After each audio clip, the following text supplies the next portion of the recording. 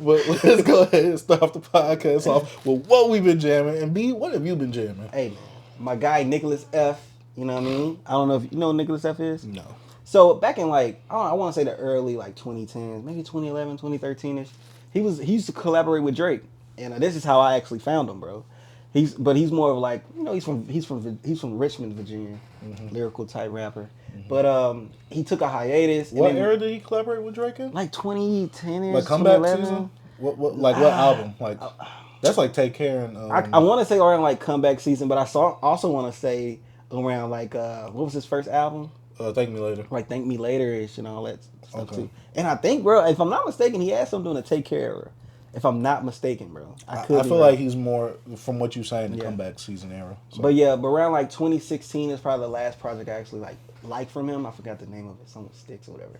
But he put out some stuff I think last year. I didn't really care for the beat selection on it. And I know he tries to do other things on these projects. Even on this project, he tried to go off a little Brooklyn drill beat and stuff. And I'm like, come on, Nick, don't do this. But overall, out of like, I think it was 10 tracks. Like 2 tracks I didn't care for.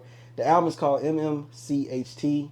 I could be dumb. He probably said the title of the album in the album, but I don't know. Anyways, I love this project, bro. I was like, it's like a really return to form for Nickelus F for me, bro. And my standout track on this was Tectonics. Boy was on there spitting. Oh man, it had a dark, menacing beat on it. Not menacing, but it's a dark beat. I like. Somebody that sounded perfect on that beat to me was Conway the Machine, bro. If he would have been on that song, would have knocked it up a little notch. But Nickelus F, MMCHT, check it out. All right. So I'm gonna kind of go by artist because I've listened to a good amount this week. One artist I listened to was Mick Jenkins. I listened to The Waters because I think I perused that back in the blog era when it first came out, but I never really went back to it because Mick Jenkins really wasn't someone that I really was appealed to. Okay. And so I listened to The Waters. I really enjoyed it. And I also listened to his latest album. What's the name of it? The Patience. The Patience. Spitting. Hey. I'm like, man, this is one of the best things I heard this weekend right here. So and it was short, sweet, straight to the point. It's like 30 minutes, I think. Bro, straight to the point, bro. Now, I think it's 30. I think it's 30. He has some good features on there. Baby Butcher, Freddie, JID. Really strong standout performances from Mick Jenkins. And it's funny because he did comment on the thing. Later. He did. But yeah, Mick Jenkins is an artist that I do want to check out more projects from. Plus, a lot of his projects aren't really that long. I think he has like 2-hour-long projects, and one of them was The Waters. Pieces of a Man was really good. His Waves EP. I've been an avid follower for a minute. See, I haven't because I've always known he's existed, but I never really wanted to dive deep into his discography. One of them underrated Chicago artists. Okay, so he was from Chicago. That's what I thought. I remember he was saying that he's Alabama. Boy, I remember he said he's from Illinois, but I forgot if he said Chicago. Yeah, that makes sense. Yeah. But yeah, that's my first few artists I've listened to. Okay. Or first few projects. And I can go into my second artist, Quelle Chris. I've been doing a revisit, going back to, I talked about it in the last pod. I listened to his debut album, Shotguns and Slick Rifles. Came out in 2013. I actually think it came out in 2011. I'm bugging. Was it? 2013. Bro, it was 2013. I'm bugging. I was not in high school. I was out of high school. I was in high school. Yeah. Oh, nah, you're young. I'm old. But anyways, going back to listen to this just reminds me of how like diverse Quelle is. Like even on this album, he wasn't even in his like really like artsy bag when it came to his production. This one he kind of rapped on like some rappity rap stuff and Is he a producer himself? Yeah, he's a producer. He produced on like Triple X, a lot of other Danny projects. He produced 2 tracks. Triple X is for Danny. Yeah, he actually produced on 2 tracks off Danny's new album. But him and Danny go all the way back, like since they early 20s type stuff. He's from Detroit as well. But Quelle Chris, like one of like my favorites, man. But this album's really good. It just reminded me back in that time of like early getting into more like underground music. But like not just the typical underground like MF Doom, them just a whole nother branch. Like a different section. Yeah, like a different section of it. And man, my standout track, that's all I have to say. My Shotgun with Danny Brown and Rock Marciano, really good. I think I played it a little bit for you last week. And I'll tell you how Rock voice to me sound different. Oh, yeah, that's one of the songs. Okay. But yeah, Danny had a great verse, Rock had a great verse, and Quelle had a great verse. My standout song, even though there's more songs on there I like, but It's Rock Marciano. I could not say this to stand out. I mean, you got Danny Brown on there. That kind of piques my interest. Yeah, and Danny wasn't even, because Danny he can go into that high pitched voice. But I think he wasn't doing that on that song at all. So yeah, so check out that album if you haven't. All right, next artist discography that I kind of dived back into, even though it was really more so revisits, was Tyler the Creator. So listen to Wolf, Cherry Bomb, Call Me If You Get Lost, The Real Estate Sale, because I never listened to the deluxe version, which is why I want to get that vinyl. And is that it for all the Tyler? Yeah, that's it for all the Tyler, because I really wanted to revisit Wolf and Cherry Bomb. And I honestly feel like Call Me If You Get Lost is one of his best albums. Especially since it's more of the rapidy rap bag that Tyler gets into. I didn't go and revisit Bastard because I heard that and Goblin a lot growing up. So and the OF Tape Volume 2, which I really do enjoy. I didn't revisit those, but I did want to revisit Wolf and Cherry Bomb. I did not like Cherry Bomb. Yeah, Cherry Bomb. The production, especially with the bass, it was way too overpowering for me to not even hear a lot of the lyrics. The later half was good for Cherry Bomb, but the first half, when it came to the bass, I'm just like, whoa, this is way too overpowering for me to hear any of the vocals. Big Three? Who? Tyler? Yeah. Remember, I told you, he's right behind them. Yeah. In terms of, star power and things like that. Right. Wolf is good. I did really enjoy Wolf. I didn't like Wolf when it first came out back then. I love Wolf. Because I feel like it was such a different take, and I was still in my immature bag compared to where Tyler was with Yonkers and Goblin and Bastard and the OF tape. So him not really having a lot of those jokey joke bars, even though he has a few immature bars here and there, I enjoy Wolf a lot more as I've gotten older. Wolf was him maturing, and then Cherry Bomb was him trying to experiment kind of with not necessarily like a too much different sound, but it was different sounding enough for a rap. I feel like subject matter, he kind of didn't teeter off, but I think production wise, he was trying to stretch it. Yeah, he was. And then Flower Boy is really solid because I visited that a few weeks ago. I think I said in the episode. Ego is also good, and then Call Me If You Get Lost is also a phenomenal project as well. That's like I said, I got to get that vinyl. That vinyl is limited edition. Yeah. So those are all the projects I've revisited for Tyler. Okay. Cool. So my third album, I was been jamming. I jammed this I don't know how many times yesterday. Because it's an album that came out last year that I listened to it once, but I just didn't go back to it. Faith is a Rock with Mike and Wiki in the Alchemist album. 10 tracks, solid. The Alchemist gonna have some dope production. Wiki rapping his butt off. Mike, bro. What can you say about Mike? I think you should check it out. Really good album. I hate that I didn't listen to it as much last year, but I wasn't going into music heavy. I kind of was more listening to so many podcasts around the time, reading books and stuff. I was trying to be on my building myself, but this year's the year of the music. You know what I'm saying? So my standout track is Pray for Him. Man, really good performance from both of the artists, bro. I really like Wiki verse on there. They got a little introspective on there. I love when the artists peel back those layers. You know what I'm saying? So. That's it for Faith is a Rock. Check it out if you haven't. And it's you said 10 tracks, right? Yeah, about 10 tracks. Okay, that kind of sounds about on par for people who collaborate with Alchemist. Yeah. Hey, pretty right in, right out, bro. You can listen to it again. It's one of those type of albums you just could play. Really good album. Okay. Next discography I dived into was Chance the Rapper. I revisited all his albums. 10 Days. Did not age well for me, but you can see the talent. But you see some of them songs on there that's pretty good. But yeah. You can see the talent there. Yeah. It just really wasn't all the way there. I feel like he really wasn't confident as a rapper. Then we go to Acid Rap. I think Acid Rap is his best project overall. The production, there's no misses on there. All the features are pretty good as well, and the actual subject matter and just different things that he raps about is good as well.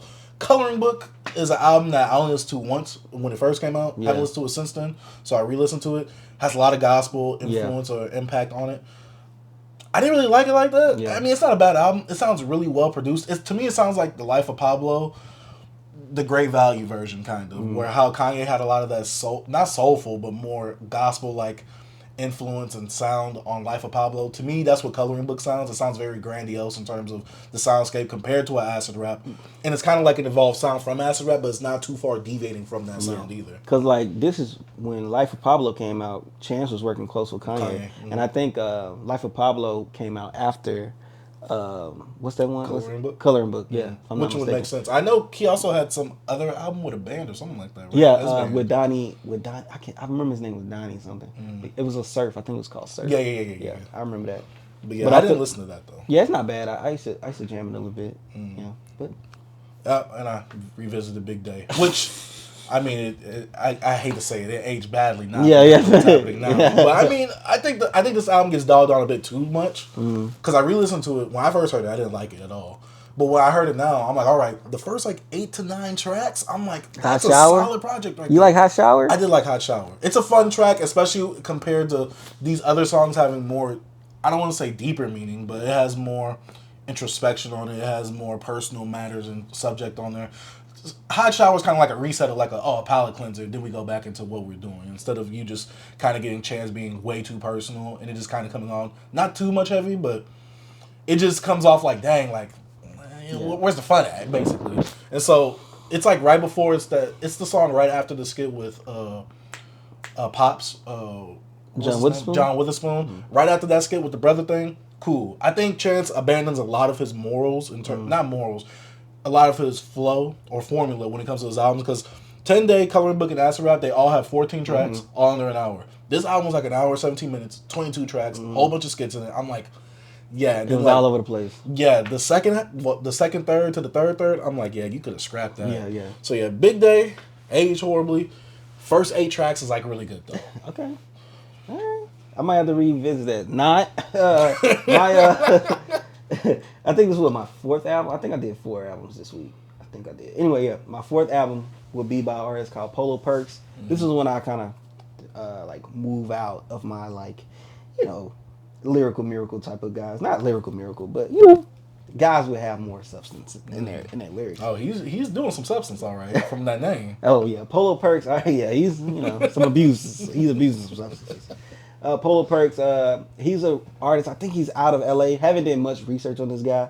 I heard a few of his tracks last year, and over the weekend I washed my car and I just jammed through his like one of his recent albums and just some of his top singles on the Spotify charts. Yeah, pretty cool guy. He gives me in the vein of like a Xavier Wolf, but more druggy, and he has a lot of rock influences, mostly like emo rock. Kind of like a Kenny Mason. Nah, more like a Little Peep, but with like heavy bass production. But it has like that emo rock like samples and stuff like that. But one of my standout tracks on his album he put out called More Than This Part 2. It's HTML Rude Dude. That's the name of the song. HTML weird, like a website? Yeah. Okay. It's a weird title, but I love the song off that. It has this artist named Shrimp on it. He's like doing some type of emo. Like it sounds like a sample, but it's actually an artist. It sounds like an old emo sample from like the early 2000s. But I actually love the way it sounded on the production. It's something you probably have to hear. I really can't describe it, but it's cool. It's nothing like if somebody like into like Xavier Wolf or any of those like emo rappers, it kind of give you that vibe. I listen to all type of stuff. You know what I'm saying? Sometimes I get in my little I don't want to say the word, my bag, you know what I'm saying? Sometimes I want to listen to some ratchet stuff, you know what I'm saying? But it's not ratchet. It's just like, how will you describe it? It's like sad boy music, pretty much. Sad boy druggy music, dope beats, 808s, and heartbreaks. So the genre is sad boy? Pretty much. Hey. Not that. We ain't talking about that. We gonna hey, check out our review for that. Yeah. Yeah, that's it on my list. See, I still got plenty. Hey man. Hey. I listened to Childish Gambino's 3:15:20. Never heard it. That's his last album. Fire. So I remember us having this conversation about putting the medicine in the candy. Yeah. This is super that. Yeah. Like it's very, to me, it's like not super like artsy, even though it's kind of artsy. And when you first listen to it, you like, what? Because I'm like, the sound to me was like everywhere. It had influence from like Awaken My Love, but also some of his little rapping as well. And when I first heard it, I'm like, I don't get it. But I had to start looking at the lyrics because I could barely hear him. With the effect that he was having on his voice for some of the songs, I'm like, oh, this is literally medicine in the candy. Because I'm like, yeah, this sounds like Hey Ya, kind of like how Hey Ya has like a deeper meaning. Yeah, exactly that song right there. I'm like, yeah, this is like Hey Ya because it's like it has a deeper subject meaning. When you hear it, it just sounds like super catchy, super fire. Fluffy. Yeah, so I think I like the later half of it, but overall, I didn't like the production like that because I feel like if I can't hear you well on the production, then to me, I'm not going to enjoy the album as well. And that's the main thing, because I need to hear the lyrics. I can't be reading the lyrics the whole time. It's not a bad project. It's just, it wasn't for me. This one is it wasn't for me. Like, I like Because of the Internet and Royalty a lot more than this, because of the production and how he was rapping on that. Another project I listened to, Billy Woods, Church. Whoa, you listen to Church by Billy Woods? Yeah, because I was looking for a shorter project because I'm like, all right, I'm kind of winding down today. I need a shorter project to listen to. Let me check out some Billy Woods. Whoa, what'd you think, bro? Not First for you? 2 tracks, I was like, whoa, no.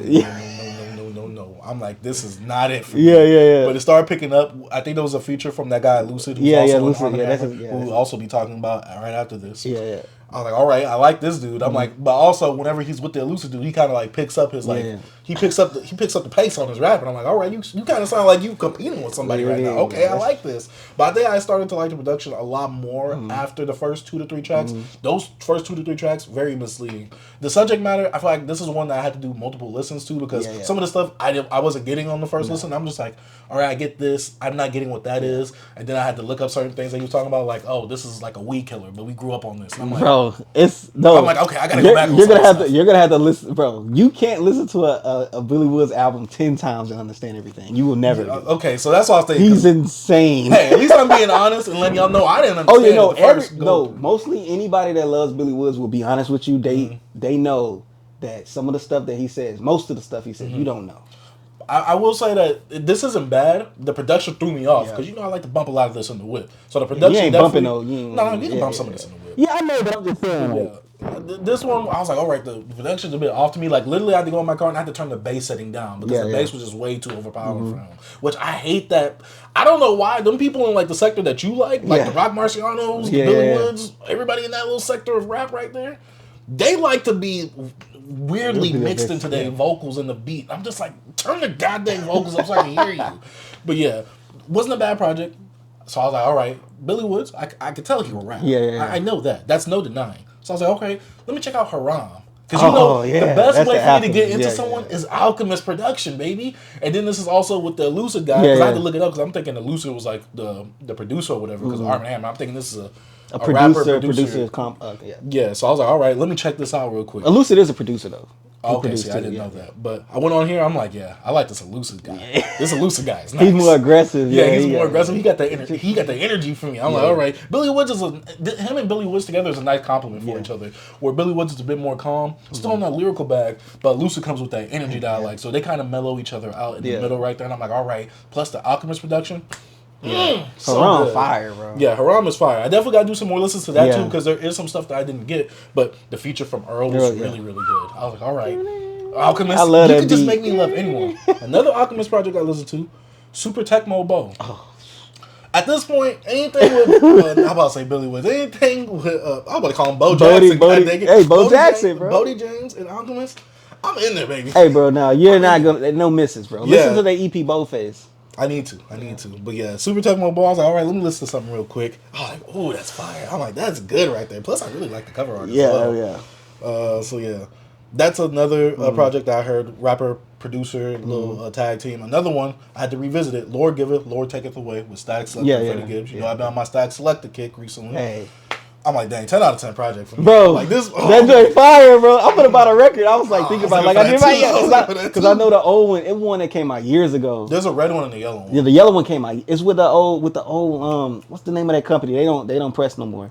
They did the Nipsey. They did the Nipsey. Oh, Murder. Yeah. Okay. Yeah, they did the yellow one. I remember that. I always wanted it. I just never bought it. I'm gonna have to get that soon. And it's cheap, bro. You can't. They not. Like they're not that crazy. 30 to 40. I know the repress is like 30. I don't know if the older one. I think it's like in the 60s. I could be wrong. I looked it up this weekend. It's not bad. I was like, it was like 30, 40. Okay, cool. It was around the 30 to 40 range right there with the shipping. It's been a while since I looked it up. I just remember. I was like, I need that. Yeah. I was like, I need that. Hey, that last song. I can't think of the name of it with Freddie. Oh my god, bro! I can't. Not Daz Dillinger because he's on the album, but no, not Smoke DZA either. Is Smoke DZA on that? Yeah, he on that album. I think he on that song. Yeah. Okay. But that last one, Freddie was on that. He had the first verse. Oh my god. That project is just so good. I had to revisit it because the first time I heard it, I think you told me about it back when I was in college. Yeah. And I really enjoyed it. Sadly, another discography I dived into. He's going into the Polo G Ride Wave realm for me. Fivio Foreign. Oh, you listen to Fivio? Dang. I never checked it out because look, I think he's an industry plant as well. Yeah. He had that EP, then he got on a whole Kanye album. Yeah, like Kanye to me is like a springboard for newer artists now. But like one thing with Kanye, you know, he can't. I wouldn't say he can't reach those people no more, but I feel like he have more accessibility to like the younger guys. Even though I know younger. I say newer guys, like you just said, because I think some people kind of like want to stay away from him, and some people's like, all right, I'm willing to work with him. You know what I'm saying? Makes sense why he has a little baby weekend and all the Yeah. So I checked out Fivio Foreign. I think it's the worst drill music I ever heard. Yeah, bro. It's literally, to me, it sounds like popularized drill music. It Yeah. sounds like whitewashed drill music. Yeah. It sounds way too clean, not gutter enough, not drill enough, and to me, it's just like he's all right rapping wise. Like he's not a horrible rapper. He's not horrendous, but also he's far from the best. Yeah. He's far from good as well. Yeah, I listened to Fivio Foreign's album. I forgot the name of it, B.I.B.L.E, which I don't like that you use that term B.I.B.L.E, the acronym, just like I just did because you putting disrespect on it. And then Pain and Love too. I listened to that. Much better project, but Fivio Foreign just can't hold on his own. Like he has 3 songs on his own debut album. Yeah, 3 songs on his own, and they are not good. I'm like, the features don't even really save you because they are already really not good songs. Yeah. I like 5 songs off the album. So Fivio Foreign, I'm disappointed in what I heard. I don't want to hear it ever again. Hey man, hey. He's one of those, oh yeah, he's relatable. He's speaking the truth, bro. People be saying that? No, but I'm saying that's how they said about Polo G, how Polo G is lyrical. Well, he's not. I'm just like, dog, why do y'all give these characters so much grace in this rap game? Sad. So, some more stuff I listened to. Right after the Bryson Tiller debut, well, not debut, self-titled album came out this week, which we'll maybe talk about a little bit later. I was like, all right, I'll save my opinion for later. But I was like, let me go back to Anniversary since I never fully heard it. Yeah. I'm like, all right, this is his second best project right here. I'm like, I don't know why a lot of people are saying Bryson Tiller's self-titled is his best project. No. Trap Soul, then Anniversary. Because Anniversary gives me that Trap Soul feel, even though it sounds like a watered-down version of it. And then, I think the last project I listened to that I kind of want to talk about, and I was kind of disappointed with it, but it's not bad. Forgive Me Not by BFB Da Packman. I really enjoy BFB Da Packman. I like him. He's funny. I just can't listen to a whole project. See, the thing with this project was he kind of toned down the funniness. And so he's that really actually took being me serious. Some points. I mean, he still had the funny bars here and there, but he wasn't as clever or funny with it like he was on his debut project. Dang. And so I was just like, dang, like, I get it, and you're not a bad rapper. He has that good Detroit style flow. Flint. Yeah, Flint. My bad. Hey, Flint. is he still work for USPS? He said something like how he'll go back to UPS. So I'm like, okay, maybe you don't work for them? I guess he don't work for him no more. Yeah, but also, I don't know what he does because he had a whole song with Maxo Cream, even though I'm not saying that he's probably getting the most payoff of that song or anything like that. But Max, he was actually living in Houston working for the post office. Yeah, I thought he was still living in Houston. He probably do, yeah. Oh, yeah, because I know he moved from Flint to Houston. Yeah. And that way that's probably how that connection or collaboration happened right there, which I do enjoy that song. But yeah, man, I want the comedy aspect back in this. And he does have some, I don't want to say posse cuts, but he has these 2 guys that he's cool with that he put on like 2 songs. And I'm just like, they kind of sound like you, just with a different voice. Yeah, I'm like, I'm not mad at that. And also, free Rio the Youngin. I don't know what you did, but free him. I liked his other song that I heard him on. You talking about Rio? Rio the Youngin. Oh, Rio fire. Hold up, you know the one that's locked up with the stuff on his face? Yeah. Rio fire, bro. No, but see, I like his other song that I've heard by himself, and he was on here because Drake was supposed to be a feature on one of the songs. Yeah, I know. I heard about that, yeah. Then Drake pulled it because of the whole Kendrick stuff. Hey, yo, Rio fire. Yeah, free. Yeah, I just hate on this song. He sounds like he's rapping from the jail phone. I'm like, I get it. It's that one song with Rio.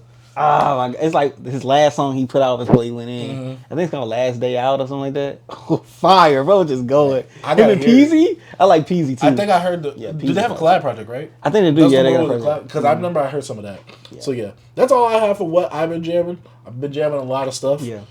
We're going to talk about some of the other stuff we've been jamming in the music section. But let's go ahead and move on to some hip-hop news.